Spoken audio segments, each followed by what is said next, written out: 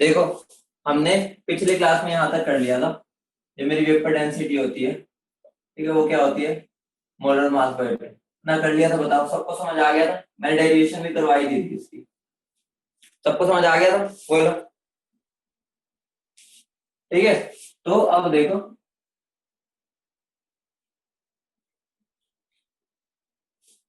ठीक है, तो अब देखो, अब क्या करना है। अगर मैं देखो, ये तो मेरा नॉर्मली होगा। अगर मैं गैस मिक्सचर की बात करूं, गैसियस मिक्सचर, ठीक है, अगर मैं गैसियस मिक्सचर की बात करूं तो मैं ऐसे लिख सकता हूं, बोलो। Vapour density of a mixture is equal to molar mass of mixture by 2। बोलो यस और नो। बोलो, ये लिख सकता हूँ, बताओ। बोलो। तो अगर हमारा मिक्सचर आ जाता है तो हमें इस फॉर्मूले को ध्यान रखना है। ठीक है, अब इस पर एक क्वेश्चन देता हूं, उस क्वेश्चन में करो। Calculate the molar composition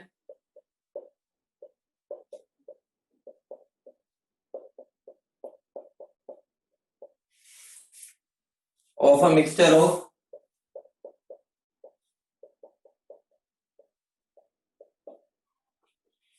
SO2 and SO3 having vapor density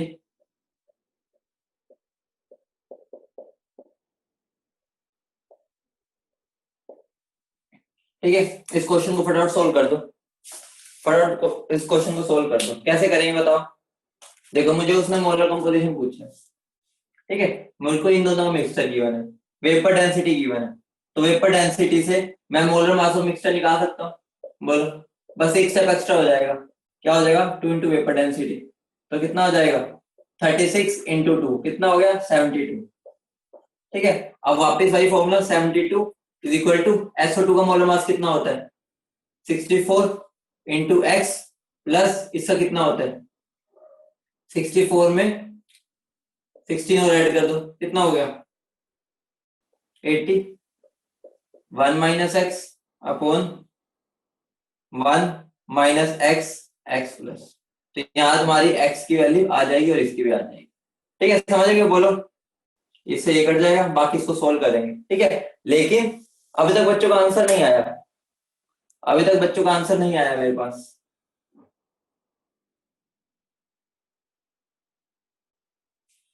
answer पता है क्यों नहीं आया? अभी तक आंसर आ जाना चाहिए था।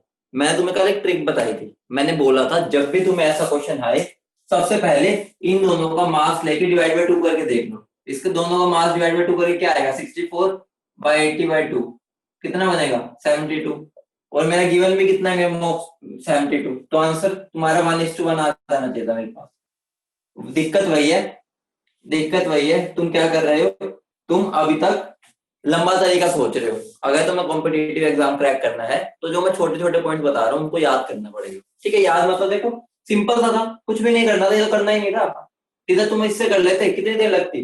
बस कुछ 10 सेकंड लगने थे। बस मोलर मास को ऐड करके डिवाइड बाय 2 तो करना था, और यहाँ से मिला लो, सेम आ रहा है। अगर सेम आ रहा है तो भाई 1:1 होना था। समझ रहे हो? जो बातें बताता हूँ उनका एक मतलब जरूरत होती है, ठीक है, कहीं ना कहीं क्वेश्चन में यूज होगा। तो हर एक पॉइंट को याद रखो, तुम्हारा टाइम ही तो बचाना है मुझे। लंबे मैथ में तो कोई भी कर लेगा। ठीक है, बोलो। ठीक है, आगे क्वेश्चन दो, एक घर से करना। ठीक है, क्वेश्चन देता हूं। समझ गए ना कि हमेशा क्वेश्चन को पहले थोड़ा सा दिमाग लगा के सोच लो कि मैं कम से कम टाइम में कैसे कर सकता हूँ। ठीक है, अब इस क्वेश्चन में तुमने बिना सोचे समझे तैयारी स्टार्ट कर दी लंबे मेथड से, तो पहले शॉर्टकट तो देख लो, कहीं लग तो नहीं रहा। ठीक है, क्वेश्चन लिखो, calculate the vapour density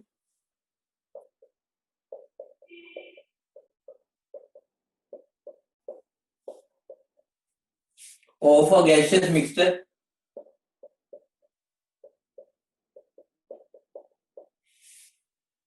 containing O2 and O3, containing O2 and O3 in 4:3 mass ratio. समझ रहे हो कैसे होगा? बहुत सिंपल क्वेश्चन है। ठीक है, देखो, ये मेरा मास रेशियो है, तो ध्यान रखना इनको हम डायरेक्टली पुट नहीं करेंगे। पहले 4:3 को मैं क्या, ये मेरा मास रेशियो है, हिंट दे रहा हूं, खुद करना है। ठीक है, इससे मोल रेशियो में कन्वर्ट करेंगे। कैसे करेंगे? मोल रेशियो क्या आएगा ये बता दो, मोल रेशियो बता दो क्या आ जाएगा। 4/32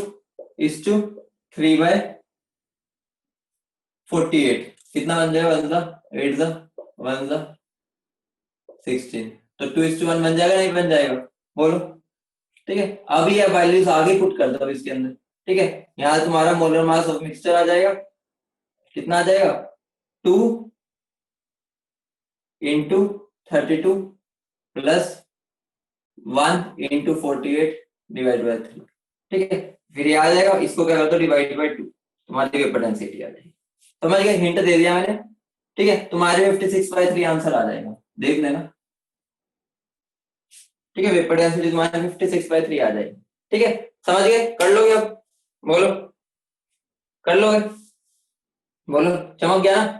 सिंपल सा था, ये तो मैंने करवा ही दिया। ठीक है, बस ये मैंने एक दो तीन तुम्हारी प्रैक्टिस के लिए करवा दी हो, ताकि तुम्हें कोई दिक्कत ना है। ठीक है,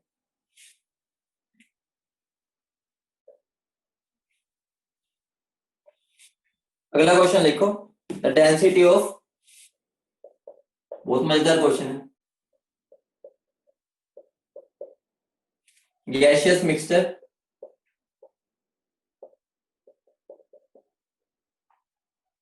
containing N2 and O3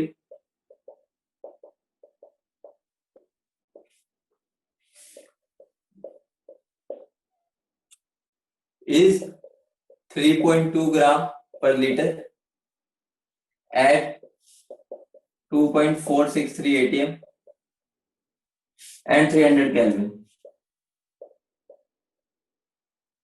Calculated smaller composition.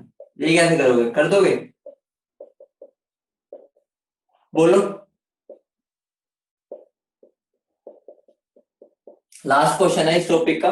ठीक है, फिर हम आगे बढ़ेंगे। ये क्वेश्चन कर लोगे? बताओ, फटाफट कर दो इस क्वेश्चन को, इस क्वेश्चन को फटाफट कर दो।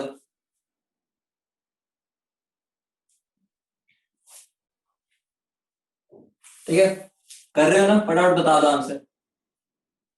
देखते हैं कौन पहले, कौन छक्का मारता है। रोहित शर्मा आज मार पाता है या नहीं मार पाता? ठीक है, या बाकी बच्चे मार देंगे?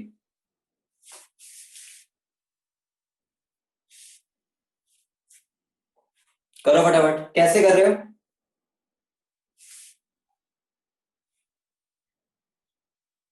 क्या तुम इसको ऐसे कर सकते हो? यही होगा, देखना। Molar mass of mixture is equal to vapour density by 2। Vapour density में ये पुट करूंगा। बोलो ये होगा? बोलो ये होगा?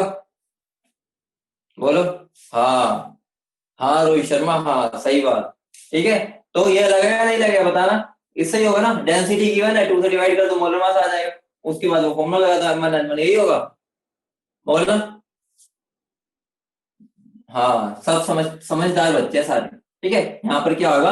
PM is equal to DRT लगेगा। पीएम डरता है लगेगा। ठीक है, जहां से मैं एम मिक्सचर का निकाल लूंगा, क्या आ जाएगा? DRT by P. ठीक है, डेंसिटी कितनी गिवन है? 3.2 इंटू आर कितना गिवन है? 0.0821 इंटू टेम्परेचर कितना? 300 डिवाइड बाय प्रेशर कितना? 2.463। एक शॉर्टकट लिख लो, एक शॉर्टकट लिख लो, भूलना मत। अगर मैं 0.0821 को 300 से मल्टीप्लाई करता हूँ तो मेरा 24.63 आता है। ये अपने दिमाग में डाल लो, बहुत काम आएगा। तुम्हारे आधे काम यही कर देगा। तो इन दोनों को अगर मैं मल्टीप्लाई करूंगा, ठीक है, इन दोनों को मल्टीप्लाई करूंगा तो क्या आ जाएगा? 24.63। ठीक है, ये किस पे जाएगा आगे? 10, तो ये कितना बन जाएगा? 32। ठीक है, 32। अब बस पुट कर दो 32 इज इक्वल टू, किस किस का पूछा हुआ है? N2 and O3। ठीक है, तो अगर मैं 28x प्लस 48 1 माइनस एक्स, या 100 माइनस एक्स कर लो, बात एक ही है, अपॉन 1। इसको सोल्व कर लेना, तुम्हारे x की वैल्यू कितनी आ जाएगी? x की वैल्यू आ जाएगी 80%। समझ रहे हो? मतलब कि N2 मेरा 80 हो जाएगा। ठीक है, तो मेरा क्या आ गया? 80। तो आंसर क्या बन जाएगा? 4:1। ठीक है, परसेंटेज में गिवन एग्जाम में परसेंटेज में कर लेना, उसको वरना रेशियो में कन्वर्ट कर लेना। ठीक है, समझ गए? चमक गया सबको? मैंने हर एक वैरायटी का क्वेश्चन करवा दिया। अब तुम्हारे से इसके अलावा कोई नहीं इस क्वेश्चन में पूछ सकता। ठीक है, इस टाइप में। उससे अगली हेडिंग डालो, परसेंटेज कॉम्पोजिशन। परसेंटेज कॉम्पोजिशन बहुत सिंपल है। परसेंटेज कॉम्पोजिशन बच्चे को मन में बस इसका डर होता है इसके 2-3 वर्सटाइल क्वेश्चन है वो जरूर करवाऊंगा, ठीक है, जिससे तुम्हारे सारे पर्दे खुल जाए दिमाग, ठीक है। तो अब लिखो, एक क्वेश्चन लिखो, क्वेश्चन क्या पहले समझा देता हूँ, ठीक है। मान लो, ठीक है, परसेंटेज कंपोजिशन का मतलब क्या है कि मेरा मान लो 100 नंबर का पेपर था, ठीक है, उसमें मेरे कितने नंबर आ रहे हैं, मान लो 100 नंबर का पेपर या 400 500 मान लो, ठीक है, 500, ठीक है, 500 नंबर का पेपर था, ठीक है। 500 नंबर के पेपर थे, उसमें क्या था, इंग्लिश हिंदी, ठीक है, इंग्लिश हिंदी छोड़ो, अब तो PCM physics chemistry maths bio और इंग्लिश, ठीक है, ये 5 सब्जेक्ट का पेपर था। उसमें मान लो कि मैं अगर तुमसे पूछ लेता हूँ तुम्हारे फिजिक्स और केमिस्ट्री में कितने आए, मान लो ऐसे आ जाते हैं, ठीक है, 90, सब में 90, इसमें 90, इसमें मान लो एक और में भी 90 है, इसमें भी 90। अगर मैं तुमसे बोल देता हूँ पीसी फिजिक्स और केमिस्ट्री में कितने नंबर है, ठीक है, तो मतलब क्या हो गया, मुझे क्या करने का पड़ेगा, 180 मेरे जो जितने आए डिवाइड बाय टोटल इनटू 100, वो मेरा किसका आ जाएगा, percentage composition of physics and chemistry आ जाएगा। अगर मैं खाली फिजिक्स पूछ देता तो 90 हो जाता, अगर मैं पीसीएम बोल देता तो 270 हो जाएगा। तो इसका मतलब समझ रहे हो ना क्या है, ठीक है, इसको अब हमें यहीं पर अप्लाई करना है। तो परसेंटेज कॉम्पोजिशन का मतलब क्या होगा, मान लो मेरा H2 है, H2, ठीक है, ये बता दो हाइड्रो H2O में हाइड्रोजन का कितना परसेंटेज कॉम्पोजिशन है, हाइड्रोजन का, तो क्या हो जाएगा, ये कितना है, 2 ग्राम, ठीक है, टोटल मेरा कितना है इसका, 18 × 100, बोलो चमका नहीं चमका। अगर मैं इसमें ऑक्सीजन का पूछ लूं, ठीक है, ऑक्सीजन का क्या हो जाएगा, 16 ऑक्सीजन के डिवाइड बाय 18 × 100, ठीक है, समझ रहे हो ना। अगर मैं ऑक्सीजन का पूछ रहा हूँ तो ये है, हाइड्रोजन का पूछ रहा हूँ तो ये, हाँ, मतलब उसका weight divided by total weight of the compound into 100, यहां से मैं परसेंटेज कंपोजिशन निकाल सकता हूँ, ठीक है। ये तो समझाने का तरीका था। बाकी फॉर्मूला बता देता हूँ, फॉर्मूला याद करने का कुछ ऐसे है नहीं, ठीक है, लग वो यहाँ पर वही चीज है, तो लिख लो परसेंटेज मास, क्या हो जाएगा, mass of that element in the compound, मतलब फॉर्मूला नाम के लिए तुम्हें आता ही है, ठीक है, बस लिख लो upon molecular mass, molecular mass मतलब एक मोलिक्यूल का मास, जिसका भी पूछे,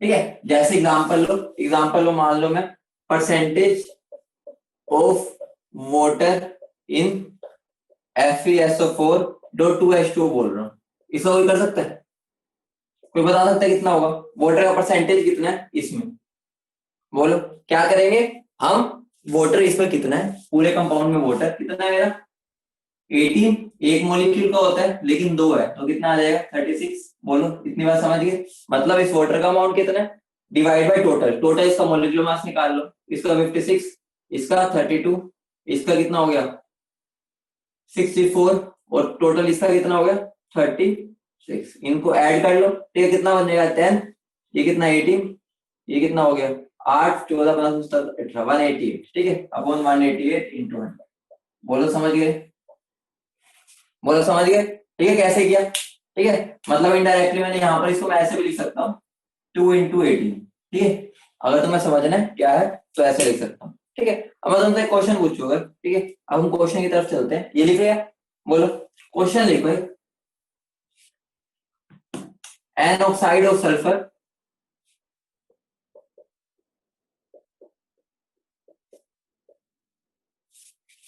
contain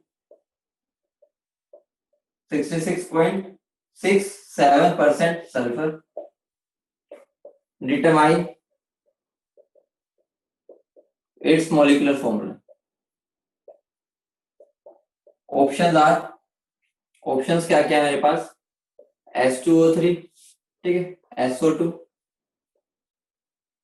SO3, ठीक है, और H2O2, तुम्हारे पास 4 ऑप्शन है, मुझे बता दो आंसर क्या होगा, फटाफट इसको सॉल्व कर दो, आंसर क्या होगा बताओ, देखो सिंपल सा है, ठीक है, चलो मैं एक बार करवा देता हूँ, ठीक है, एक बार मैं करवा देता हूँ। मान लो मेरा वो है, कोई भी ऑक्साइड बोला है ना उसने, देखो सल्फर की ऑक्साइड है तो मैं क्या बोल सकता हूँ, SXOY बोल सकता हूँ, बोलो बोलो, ये बोल सकता हूँ, बोलो ऐसे बोल सकता हूँ इसका जनरल फॉर्मूला। तो अगर मुझे बताना है उसके अंदर 66.67% सल्फर है, ठीक है, तो मतलब क्या हो गया 66.67 इज इक्वल टू, यहाँ पर मैं क्या लेता हूँ, सल्फर कितना है, सल्फर कितना है मेरे पास 32 इंटू एक्स, बोलो 32 इंटू एक्स बोल सकता हूँ, ठीक है, divided by 32 into X plus 16 into Y. यहां से इसको सोल्व करो, ठीक है, इसको 100 से मल्टीप्लाई भी करना, ठीक है, इसको यहां से सोल्व करो, तुम्हारा आंसर आ जाएगा x is equal to Y. इसको सोल्व कर लेना, आंसर आएगा तुम्हारा x is equal to Y. तो खुद देखो x is equal to Y वाला कौन सा इक्वेशन दे रखते हैं, तो आंसर क्या हो जाएगा मेरा, ठीक है। वेरिएबल्स को सोल्व भी नहीं करना पड़ेगा, ऑप्शंस के अंदर एक में ही ऐसा जिसमें x और y बराबर है, ठीक है, बोलो समझ गए, कुछ भी नहीं किया, सल्फर का mass divide by total molecular mass into 100, वो मेरी सल्फर की परसेंटेज है, ये गिवन है, ठीक है। यहाँ से x और y की एक इक्वेशन बनेगी जिसको सोल्व करोगे x इक्वल टू y आ जाएगा, ठीक है। और देता हूँ, अभी टेंशन के ले रहे हो, तो बहुत कर रहा हूँ मजेदार, मैं सिंपल क्वेश्चन नहीं करवा रहा, समझा रही ये नहीं है कि मैं तुमसे ये पूछ रहा हूँ बार बार कि भाई इसके अंदर सल्फर कितना है, इसमें ऑक्सीजन कितना है, हर वैरायटी के क्वेश्चन करेंगे, ठीक है।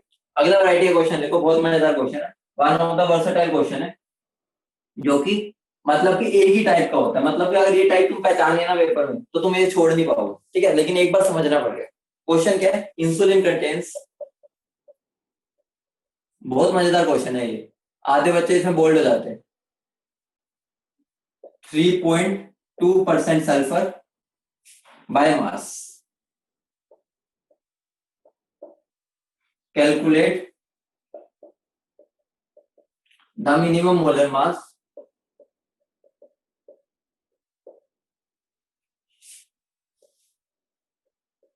Of insulin. अब ये देखते हैं कौन कौन इसमें अपना माइंड पे स्ट्राइक करवा पाता है, ठीक है। इस क्वेश्चन को एक बार ट्राई करो,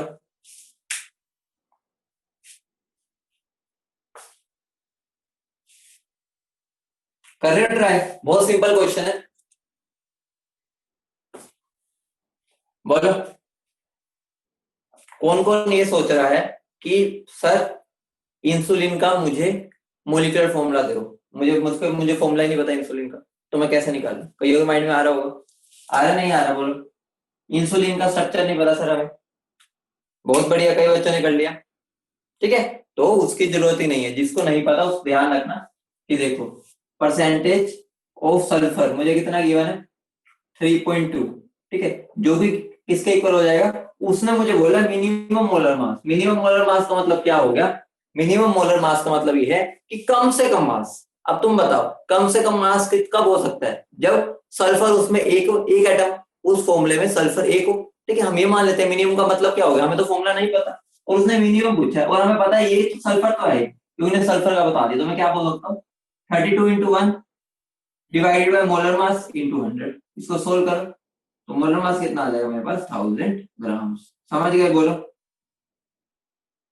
ठीक है, समझ गए कैसे करना है। इसमें हम मिनिमम का मतलब एक मान लेंगे, क्योंकि उसने मिनिमम बोला, मिनिमम तो तभी होगा ना जब एक होगा कम से कम सल्फर, ठीक है। तो यहाँ से इसको सोल्व करना बहुत सिंपल सा क्वेश्चन है, लेकिन वर्सेटाइल क्वेश्चन है। ऐसा क्वेश्चन कई बार हीमोग्लोबिन के लिए पूछ लेता है कि हीमोग्लोबिन में इतने परसेंट आयरन है तो मिनिमम मोलर मास बता दो, ठीक है, ऐसे ही वर्सेटाइल क्वेश्चन है, कल होना इसी तरीके से, ठीक है।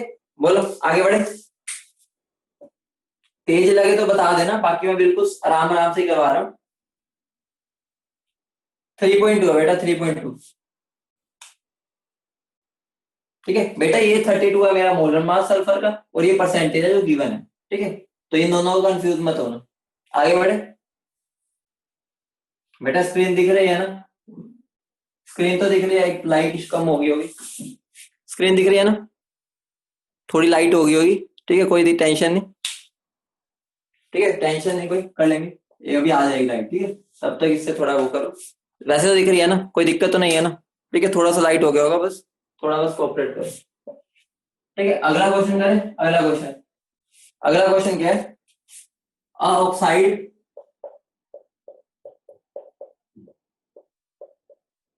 ऑफ आयरन, बोल भी रहा हूं साथ साथ, अगर किसी को नहीं दिख रहा, an oxide of iron contains 40% oxygen, 40% oxygen, calculate number of oxygen atoms, calculate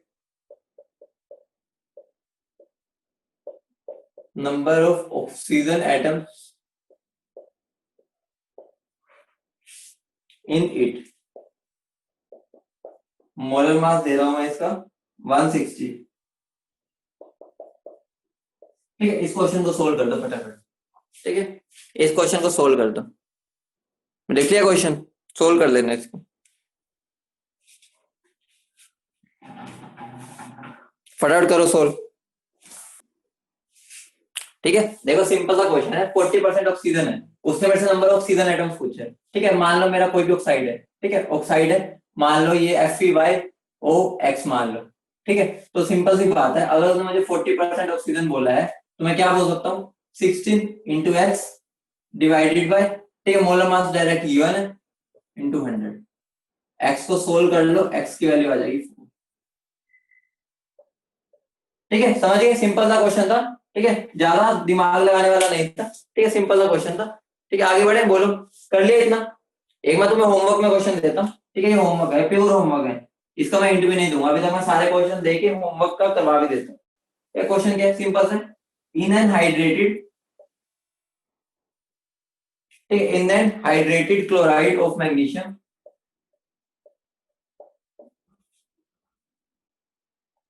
the percentage of water is 53.2%, calculate the formula।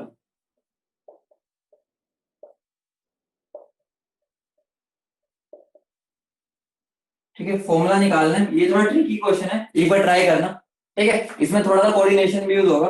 ठीक है, थोड़ा सा ट्राई करना, कल अगली क्लास में मैं इसको समझाऊंगा, जो कर लेंगे बहुत बढ़िया, समझ जाओ कि तुम्हें बहुत अच्छे से कंसेप्ट की क्लैरिटी। ठीक है, बहुत सिंपल क्वेश्चन है, लेकिन हल्का सा दिमाग लगा लेना। ठीक है, आगे बढ़े, बोलो, इसको नोट कर लो फटाफट, इसको फटाफट नोट कर लो।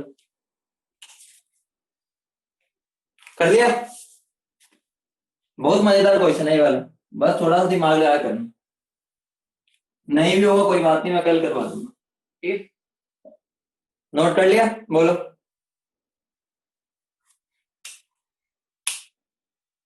हाँ बेटा, चैट तो देख ही रहा हूँ, चैट तो देख ही रहा हूँ, चैट ही तो देख रहा हूँ, बोलो क्या बोलना है रोहित।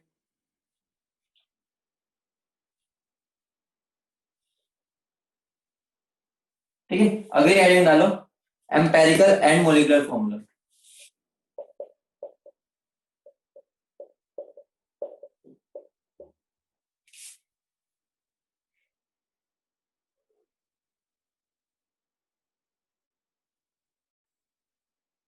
हाँ बेटा, अगर मोलर मास ग्राम्स में होगा, क्या पूछ रहे हो बताना, क्या पूछे, क्या पूछा था आपने, एम्पेरिकल एंड मोलिकुलर फॉर्मूला, पर बेटा तुम्हारी स्क्रीन आते ही भाग गई, दोबारा लिखो, या मेरे से पर्सनली पूछ लेना व्हाट्सएप पे जो पूछ रहे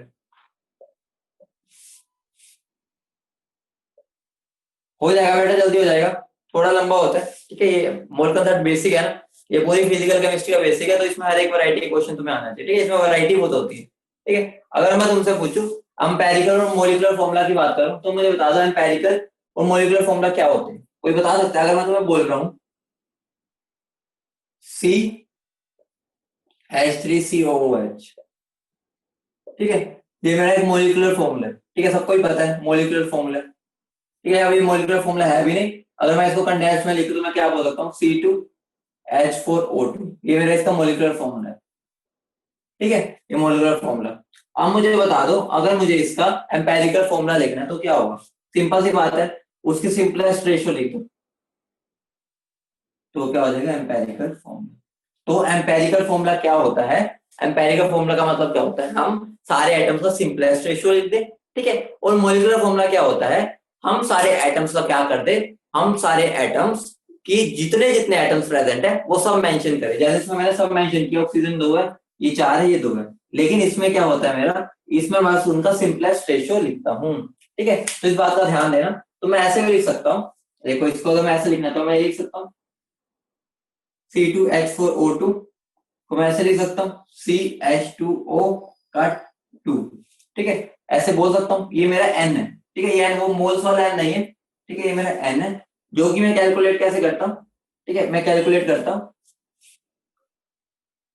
molecular mass by empirical formula mass. ठीक है, ध्यान रखना, इंपॉर्टेंट चीजें।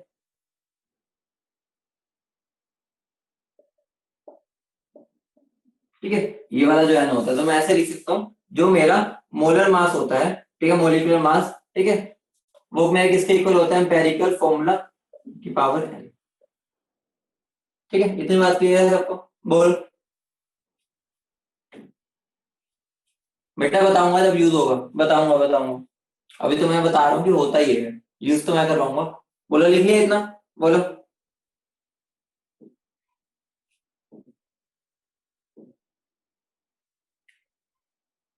बोलो।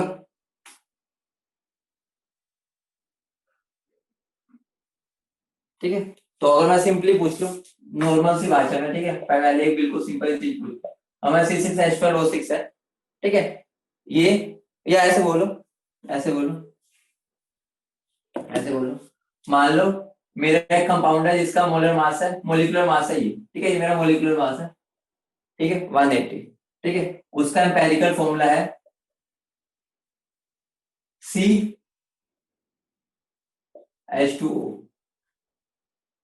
ठीक है, मुझे बता दो इसके अंदर एन की वैल्यू कितनी होगी, एन की वैल्यू कितनी होगी, कितनी होगी, बोलो। बहुत सिंपल है। ठीक है, तो यहाँ पर ये वाली चीज यूज हो जाएगी, molecular mass 180 divide by empirical formula mass, कितना आ जाएगा, 30। तो ये आंसर क्या आ जाएगा, 6। मतलब यहाँ पर 6 हो जाएगा। मतलब क्या हो गया, मेरा कंपाउंड कौन सा था, अगर वो पूछ रहा कंपाउंड कौन सा था, तो मेरा कंपाउंड था ग्लूकोज। ठीक है, ये मैंने क्वेश्चन ही करवा दिया कि वो ऐसे पूछ सकता है, सिंपलेस्ट है क्वेश्चन ये तो। ठीक है, लेकिन हम तो एडवांस वाले अच्छे वाले क्वेश्चन करेंगे, ये तो बस मैं ऐसे बता देता हूँ थ्योरी के अंदर ही। ठीक है, क्वेश्चन तो हम अच्छे वाले करेंगे। ठीक है, क्वेश्चन लिखो, एनऑर्गेनिक कंपाउंड, सबसे पहले सुन लो होता क्या। ठीक है, अगर मैं ऑर्गेनिक कंपाउंड बोल रहा हूँ, ऑर्गेनिक कंपाउंड, अगर मैं खाली ऑर्गेनिक कंपाउंड बोल रहा हूँ, तो उसमें क्या क्या होगा। अगर मैंने ऑर्गेनिक कंपाउंड बोला है, तो तुम्हें उसमें कार्बन, हाइड्रोजन और ऑक्सीजन तो लेके ही चलना है। ठीक है, अगर उसने मेंशन नहीं किया, अगर उसने बोल दिया inorganic compounds contain carbon and hydrogen, तो जो उसने बताया वही मानेंगे। लेकिन अगर उसने बोल दिया एक ऑर्गेनिक कंपाउंड है बस, तो तुम्हें मान के चलना उसमें कार्बन भी होगा, हाइड्रोजन भी, ऑक्सीजन भी, ऑक्सीजन को भी लेना है, जब तक वो ये नहीं बोलता कि ऑक्सीजन नहीं है। ठीक है, अगर उसने बोल दिया, खुद ही स्पेसिफाई कर दिया inorganic compound containing carbon and hydrogen, तो अलग बात हो गई। बाकी अगर उसने बोला है ऑर्गेनिक कंपाउंड है, तो तुम्हें ये मान के चलना कि उसमें ये भी होगा। अगर उसने नाइट्रोजन भी बोल दिया तो नाइट्रोजन भी डाल देंगे, सल्फर बोल दिया सल्फर डाल देंगे, और उसने कुछ नहीं बोला तो ये तीन तो लेंगे लेंगे। ठीक है, और अगर वो कोई भी हाइड्रोकार्बन बोल, हाइड्रोकार्बन, ध्यान रखना ये इंपॉर्टेंट बातें होती है छोटी छोटी, जैसे ये भी एक छोटी बात है लेकिन इंपॉर्टेंट, तो उसमें कार्बन हाइड्रोजन लेंगे। ठीक है, अगर मान लो तुम्हारे माइंड में आ रहा होगा सर, अगर उसने ऑर्गेनिक कंपाउंड बोल दिया, ठीक है, ऑर्गेनिक कंपाउंड बोल दिया, और मान लो उसके अंदर ऑक्सीजन ना हो, ठीक है, हमें कैसे पता चलेगा, जब तुम उसको सोल्व करोगे ना, जब सोल्व करोगे तो तुम्हारा अपने आप ही क्या होगा, अपने आप ही उसका आंसर किस में आ जाएगा, ध्यान रखना, अपने आप ही तुम्हारे ऑक्सीजन का अमाउंट 0 आ जाएगा। मतलब तुम्हारे आप प्रूव हो जाएगा कि ऑक्सीजन नहीं था। तो उसके लिए घबराने नहीं, अभी क्वेश्चन भी करवाऊंगा। ठीक है, याद करो, याद करो, तुमने 11th में एक चीज पढ़ी होगी, ठीक है, पूरी अच्छे से याद नहीं होगी।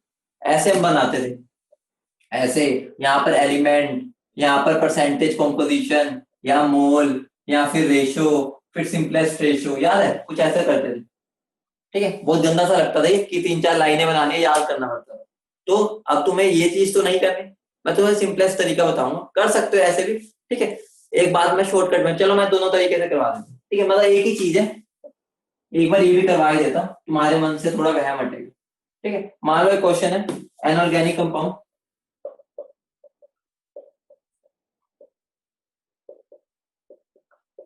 contain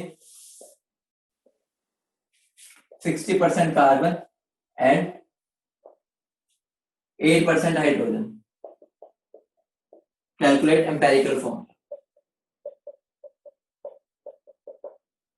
ठीक है, देखो उसने मुझे क्या बोला है, कार्बन इतना, हाइड्रोजन इतना है, तो तुम इतना खुद ही सोच सकते हो कि 60 और ये 68, बाकी जो बचेगा वो क्या होगा, वो भी तो कुछ होगा ना। और ऑर्गेनिक कंपाउंड बोले तो मैं यहाँ पे क्या बोल सकता हूँ, मेरे पास कार्बन है, हाइड्रोजन है और ऑक्सीजन है। इतनी बात समझ गई, उसने ऑक्सीजन बोला नहीं था, लेकिन मुझे समझ आना है कि उसके पास ऑक्सीजन भी होगा।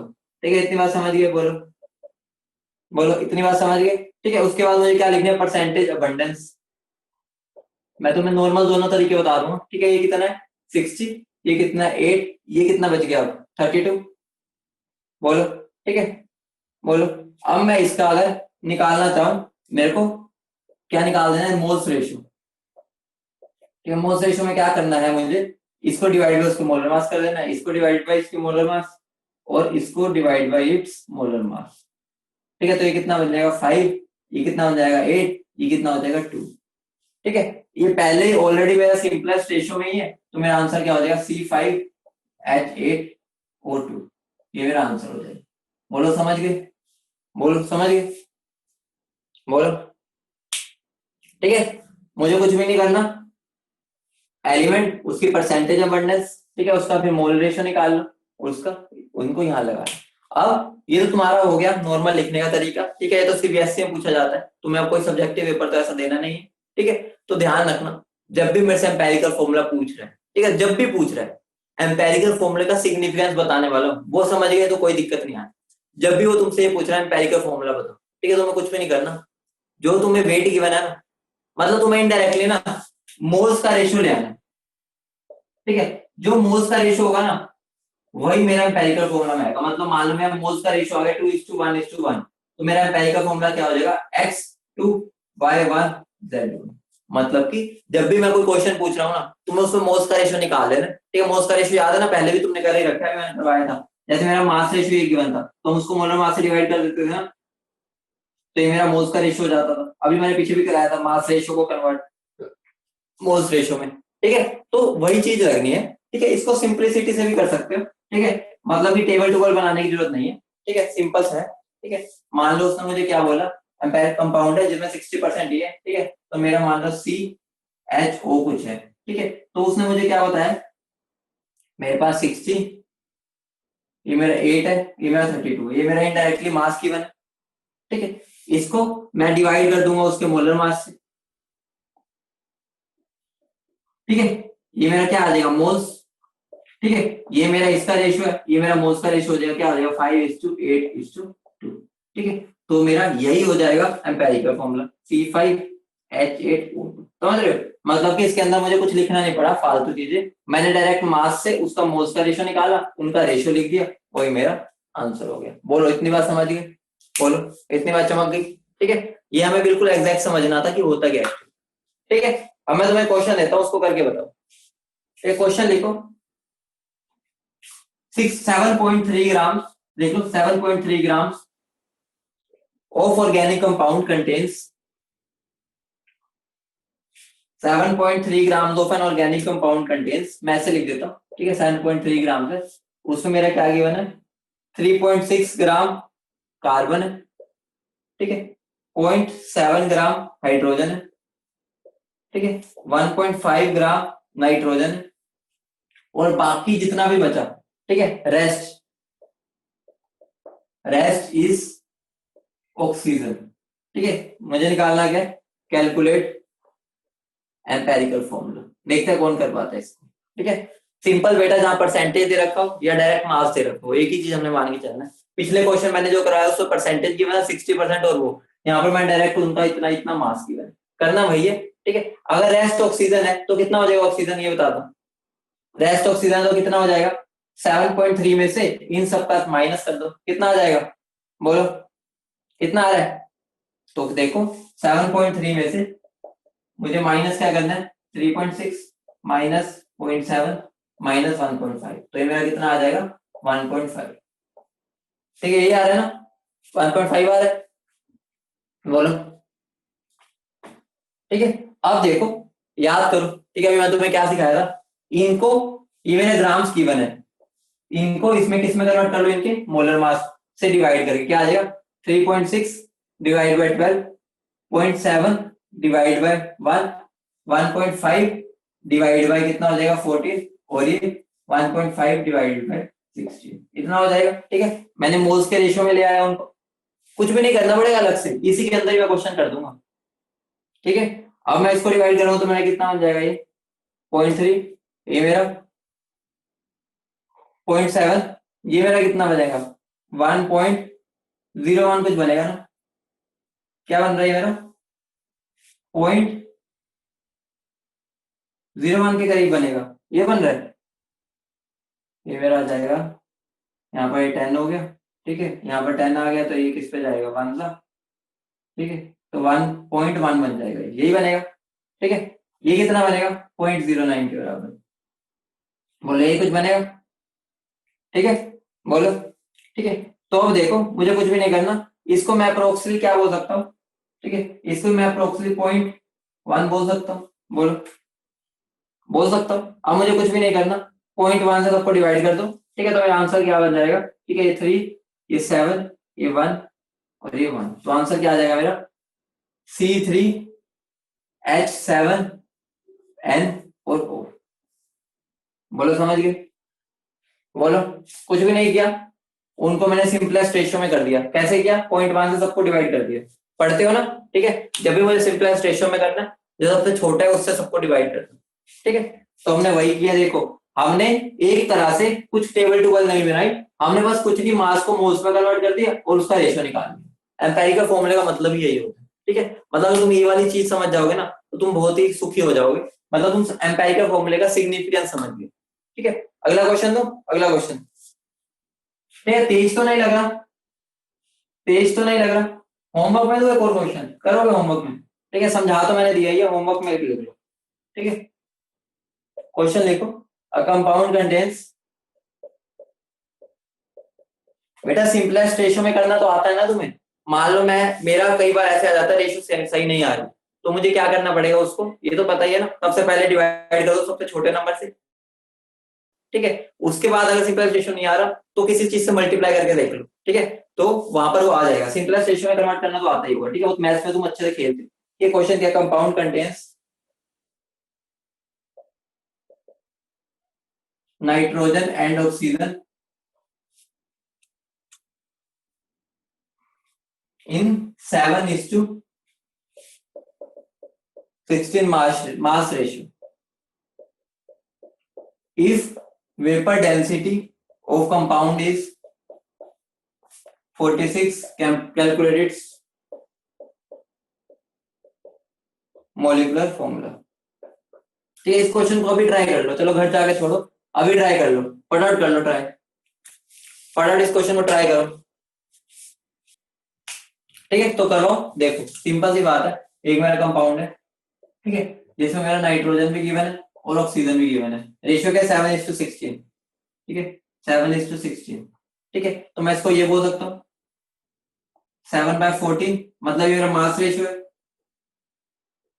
ठीक है, उसके मोल्स रेशियो निकाल लो, ठीक है, ये कितना बन जाएगा, 16:16, तो ये कितना बन जाएगा, 1 2 1 1, तो मेरा रेशियो क्या बन जाएगा, 1/2:1, तो ये मेरा क्या बन जाएगा, 1:2, ये बन गया, बोलो, तो मतलब मैं क्या बोल सकता हूँ, इसका मेरा एम्पिरिकल फॉर्मूला क्या हो गया, NO2, ठीक है, ये मेरा एम्पिरिकल फॉर्मूला हो गया, ठीक है, उसने मेरे से क्या पूछा, मोलिकुलर फॉर्मूला निकालने का पूछा, ठीक है, अगर मुझे मोलिकुलर फॉर्मूला निकालना है तो मुझे क्या, देखो खुद बताओ, सबसे पहले मुझे एन निकालना पड़ेगा, ठीक है, एन क्या हो जाएगा, molar mass divide by empirical formula mass, ठीक है, मोलर मास कितना है, 2 × 46, मतलब कि ये मेरा वेपर डेंसिटी गिवन है, ठीक है, तो मैं उसको 46 से मल्टीप्लाई करूंगा तो उसका मोलर मास आ जाएगा, ठीक है, divide by empirical formula mass, वो कितना आ जाएगा, ये मेरा बन जाएगा 32 और 14 46, ठीक है, तो आंसर क्या आ गया, ये 2, ठीक है, अब मुझे कुछ भी नहीं करना, मोलर फॉर्मूला, ठीक है, मोलिकुलर फॉर्मूला क्या हो जाता है मेरा, एम्पेरिकल फॉर्मूला का एन, एन की वैल्यू आ चुकी है, ठीक है, तो मेरा क्या बन जाएगा, NO2 की पावर n, तो आंसर क्या बन जाएगा मेरा, CN2O4। बोलो ये वाला क्वेश्चन मजेदार था नहीं था, मतलब इसमें सारी चीजें लग गई, ये फॉर्मूला भी लग गया, ठीक है, वेपर डेंसिटी वाला भी लग गया, ठीक है, एम्पेरिकल फॉर्मूला निकालना भी लग गया, ठीक है, मगर हमने ये वाला फॉर्मूला भी लगा लिया, इस क्वेश्चन में हमने सारा रिवाइज कर लिया, बोलो चमका नहीं चमका, बहुत ब्रिलियंट बढ़िया था क्वेश्चन था ये।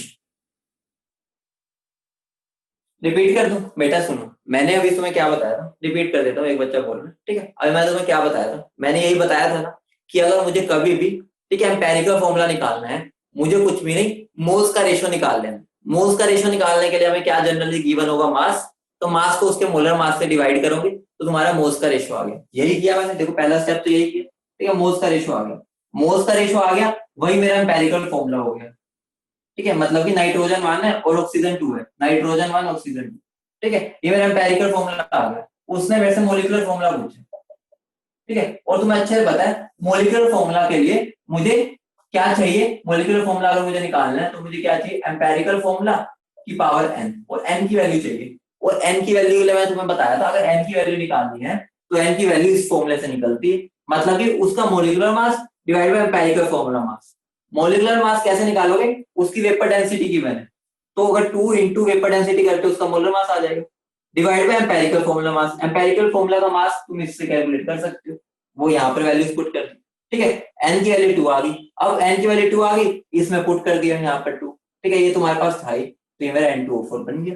बोलो अब समझ गए, मतलब बहुत, मतलब कि एक बिल्कुल ऐसे बोलते हैं स्मूथ सा क्वेश्चन था, मतलब कि एक प्यारा सा क्वेश्चन था जिसको हमें फ्लो फ्लो में करना था, और बिल्कुल अगर बिल्कुल अच्छे से समझ गए तो ठीक है, मतलब एक बहुत प्यारा सा क्वेश्चन बोल सकता हूँ इसको, ठीक है। वरना बच्चों को ये समझ नहीं आता यार इसके अंदर वो मेरे से पूछना क्या चाह रहा है, ठीक है। मॉलिक्यूलर फॉर्मूला निकालना तो उसने वेपर डेंसिटी की होगी, ठीक है। तो मतलब कि जिसको ये पूरा कॉन्सेप्ट नहीं पता ना वो इसको कर नहीं पाएगा, ठीक है। अगली हेडिंग डालो।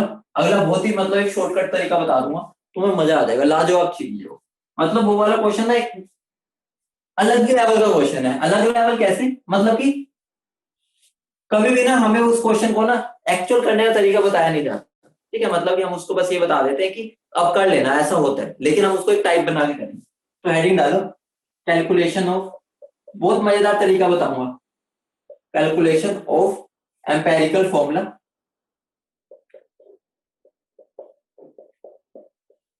Using combustion data.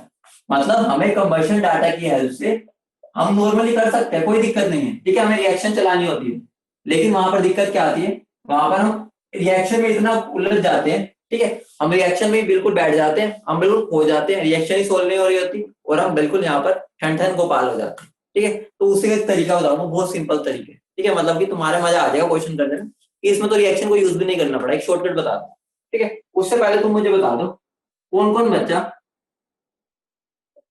इस रिएक्शन को बैलेंस कर सकता है। पहले बताओ कंबशन का मेरा रिएक्शन क्या होती है, यही होती है, बोलो यही होती है रिएक्शन, बोलो। अगर मुझे इसको बैलेंस करना है, तो बैलेंस करना है कौन कौन कर सकता है इसको, बैलेंस कर लोगे बेटा, एक बार करके दिखाना इसको बैलेंस, 2 मिनट ले लो, बैलेंस कर दो एक बार इसको, देखते हैं कौन कौन कर पाता है। बैलेंस कर दो, एक्स वाई जेड की टर्म्स में होगी बैलेंस,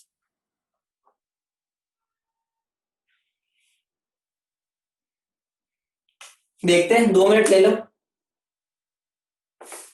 देखते हैं कौन कौन कर पाता है। मतलब इसमें मैं तुम्हें एक चीज सिखाना चाहता हूँ, ठीक है। देखते हैं कौन वो बात पकड़ पाता है या मुझे बतानी पड़ती, तुम्हारा मैं देखना चाहता हूँ कैलिबर कितना है, ठीक है, उस हिसाब से चलेंगे।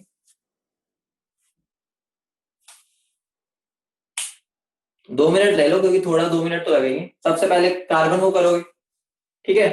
उसके बाद किसको करोगे, कार्बन के बाद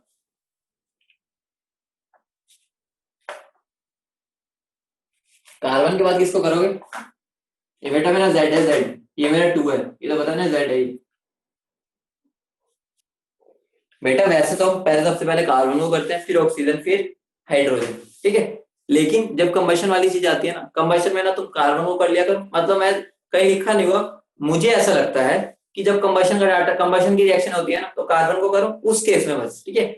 वैसे ट्रेंड तो जनरली बुक्स में भी यही लिखा होता है, कार्बन ऑक्सीजन हाइड्रोजन, लेकिन ऐसी रिएक्शन में पहले कार्बन फिर हाइड्रोजन फिर ऑक्सीजन कर लिया करो, क्यों, ठीक है। रीजन ये है क्यों ऐसा करना चाहिए, क्योंकि कार्बन के बाद अगर तुम ऑक्सीजन को करोगे ना, ऑक्सीजन यहाँ पर 2 जगह, यहाँ पर भी 2 जगह, ठीक है, तो वो दिक्कत कर जाता है। फिर तुम हाइड्रोजन को करोगे बिगड़ जाएगा, तो कार्बन को करो फिर हाइड्रोजन को करो, क्योंकि हाइड्रोजन दोनों में एक एक मॉलिक्यूल में है, ठीक है। फिर हाइड्रोजन को ले और फिर ऑक्सीजन कंबशन वाले में, ठीक है। कंबशन वाले में थोड़ा सा अपना ना चेंज कर लिया करो, वहां पर आसानी हो जाती है, ठीक है। सबसे पहले मुझे बता दो कार्बन यहाँ एक्स है, तो यहाँ आंसर क्या आ जाएगा, यहाँ एक्स, बोलो।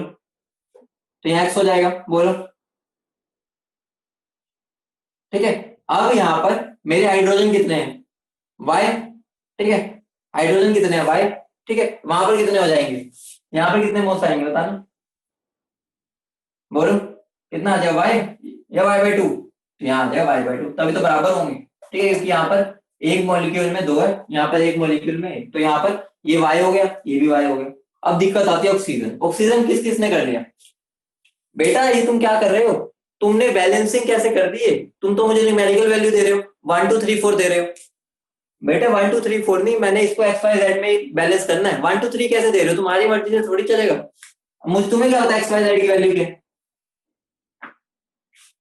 ठीक है। उसके बाद ऑक्सीजन बचा, ठीक है। ऑक्सीजन को बैलेंस कर सकता है आप कोई, कैसे करोगे ऑक्सीजन को बैलेंस, ठीक है। तो मैं तुम्हें एक तरीका बताता हूँ। वैसे वो कभी तुमसे जनरल नहीं पूछेगा, ठीक है, कि तुम इसको बैलेंस करो। जब वो तुम्हें ऐसे दे देगा कि C3H6 है प्लस O2 गिव्स CO2, तब तो तुम आसानी से कर लोगे, ठीक है, कि न्यूमेरिकल वैल्यू आएगी। इस क्वेश्चन में तुम्हारी कैसे आ रही है, वेरिएबल्स में। वेरिएबल्स को सोल्व करना मुश्किल हो जाता है, तो हम क्या करेंगे, इसको n मान लेंगे, ठीक है। n मान लिया, तो अभी मैं अगर मैं इस n की वैल्यू निकाल लूं, इस n की वैल्यू, तो ऑब्वियस सी बात है, अगर ये n निकल गया मतलब मेरे पास O2 के आगे जो वाला है वो निकल गया। बोलो, समझे, ठीक है। मतलब कि n की वैल्यू निकालनी है ना मुझे एक्स वाई जेड की टर्म्स में, तो मैं कैसे निकाल सकता हूँ, देखो, दोनों तरफ ऑक्सीजन का नंबर बराबर होना चाहिए। बोलो, समझे या नहीं समझे। यहाँ पर भी ऑक्सीजन बराबर होनी चाहिए, यहाँ पर भी, वही तो बैलेंसिंग होती है।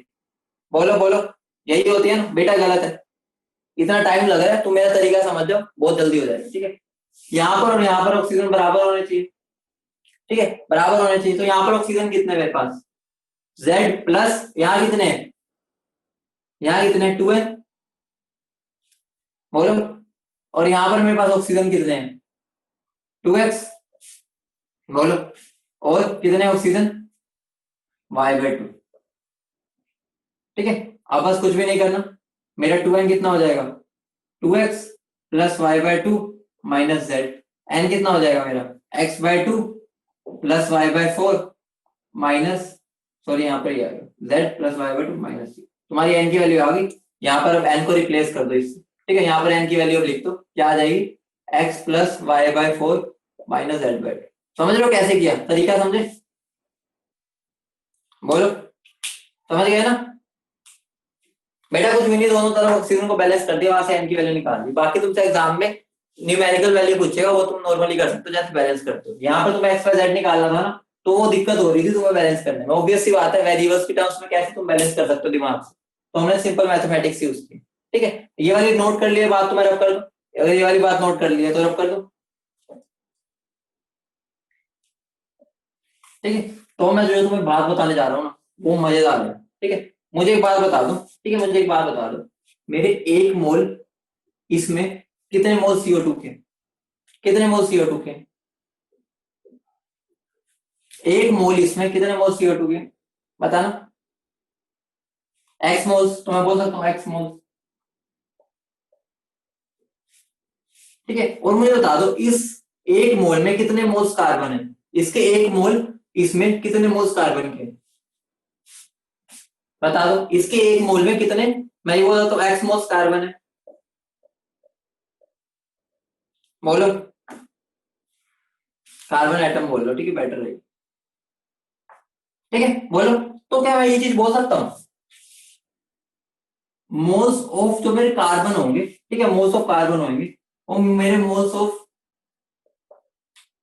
CO2 के बराबर होंगे, ये चीज मैं बोल सकता हूँ, बोलो, चमका नहीं चमका, बोलो, ये बोल सकता हूँ मैं, बताओ, ठीक है। इतनी बात समझ गए, मतलब एक तुम्हारा ऐसा लगेगा कि अरे ये तो क्वेश्चन हो गया हमारा, ठीक है। अगला मुझे बताओ, इधर हाइड्रोजन एटम्स कितने हैं, हाइड्रोजन एटम्स का बता दो मुझे, हाइड्रोजन एटम्स बता दो, ठीक है। हाइड्रोजन एटम्स का बता दो, वाई, ठीक है। तो मैं क्या बोल सकता हूँ, मोल्स ऑफ,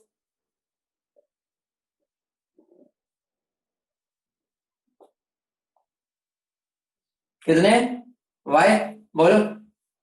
या इसको पहले बात करते हैं मोल्स ऑफ H2, H2 कितने हैं मोल्स, y/2, ठीक है। Moles of H2 atoms, H2 बोल दो, H2 मॉलिक्यूल्स कितने हैं, y/2, ठीक है। और मेरे मोल्स ऑफ हाइड्रोजन कितने मैं बोल सकता हूँ, मोल्स ऑफ हाइड्रोजन कितने बोल सकता हूँ इस तरफ, बताओ, ये बता दो मुझे। मैं 2 × मोल्स ऑफ H2 बोल सकता हूँ, बोलो, देखो 2, ठीक है, 2 × मोल्स ऑफ H2, ये कितना बन जाएगा, y/2, और ये 2, 2 से 2 कैंसिल, ये मेरा y आ जाएगा, और ये भी मेरे y थे, बोलो। देखो तुम यहाँ पर देख सकते हो, मेरे पास यहाँ पर जितने हाइड्रोजन के एटम्स है, ठीक है, जितने मेरे पास वाटर के मॉलिक्यूल्स है, वाटर के मॉलिक्यूल्स वो y/2 है, ठीक है। और यहाँ पर मेरे पास हाइड्रोजन कितना है, ठीक है, y है। तो मैं ये बोल सकता हूँ moles of hydrogen is equal to 2 times of moles of H2, बोलो, सीधा हाइड्रोजन का अमाउंट H2 के अमाउंट से डबल है ना, यहाँ पर Y/2 है, यहाँ पर Y है, तो मैं ये बोल सकता हूँ ना मेरे पास कितने हाइड्रोजन है, twice into moles of H2। बोलो, इतनी बात समझ गए? बोलो, अब तुम्हारा काम हो गया, ठीक है, तुम्हारा काम हो चुका है, तुम्हारा इतना तगड़ा काम हो चुका है, अब तुम्हें क्वेश्चंस में कोई दिक्कत नहीं आएगी। बताता हूँ कैसे। देखो, तुम मुझे बता दो, मेरी हेडिंग क्या है, calculation of empirical formula from combustion data, ठीक है, तुम्हें एम्पेरिकल फॉर्मूला निकालना है, ठीक है।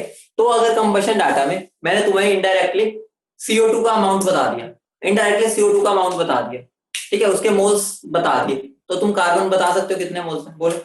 वहां से CO2 से तुम कार्बन के मोल्स बता सकते हो, ठीक है। H2O से तुम डायरेक्टली बता सकते हो क्या, हाइड्रोजन के मोल्स, बोलो, बता सकते हो। और मैंने तुम्हें भी बताया था ना, एम्पेरिकल फॉर्मूला क्या होता है, कुछ भी नहीं, इनका रेशियो।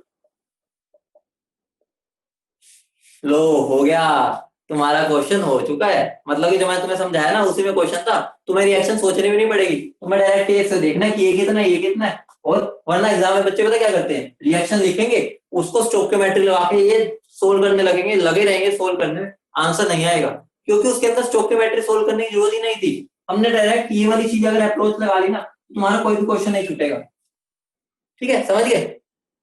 बोलो, ठीक है। इस पर मैं तुम्हें कल क्वेश्चन करवाऊंगा, मतलब मैं तुम्हें तरीका तो बता दिया, ठीक है, क्वेश्चन कराऊंगा, एक मजेदार क्वेश्चन है, उसमें ऑक्सीजन को भी इंक्लूड कर लेंगे, ठीक है, वहां से तुम्हें ये वाली बात भी समझ आ जाएगी कि हम, जो मैं तुम्हें बता रहा था कि ऑर्गेनिक कंपाउंड है, अगर ऑर्गेनिक कंपाउंड, हाँ बेटा आज डीपी भेज दूंगा, ठीक है, अगर कोई ऑर्गेनिक कंपाउंड है तो ऑर्गेनिक कंपाउंड में कार्बन, हाइड्रोजन और ऑक्सीजन क्यों लेंगे, मैं तुम्हें बता दूंगा, अपने आप ऑक्सीजन अपने आप जीरो आ जाएगा, ये भी तुम्हें दिख जाएगा, ठीक है। और ये बात का ध्यान रखना, जब तुम्हें कुछ भी नहीं बताया ना, तो ध्यान रखना, ये मेरा गैस होगा, ये मेरा गैस, ये मेरा गैस, अगर उन्होंने कुछ भी नहीं बोला और टेम्परेचर की कंडीशन भी नहीं थी, ठीक है, अगर उसने टेम्परेचर नहीं बोला, कुछ भी नहीं बोला, तो वाटर लिक्विड में होता है जनरली, ठीक है। अगर उसने बोल दिया 100 डिग्री सेल्सियस से ऊपर है, तो भाई पता ही गैस होगा।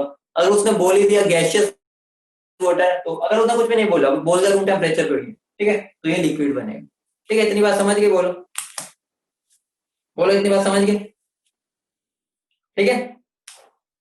तो इस पर कल मैं बहुत मजेदार क्वेश्चन कराऊंगा, अभी दे दूं क्या, ट्राई करोगे घर, अभी दे दूं, ट्राई करोगे? चलो ट्राई कर लेना, मजा आ जाएगा, तुम क्वेश्चन लिख लो, ठीक है।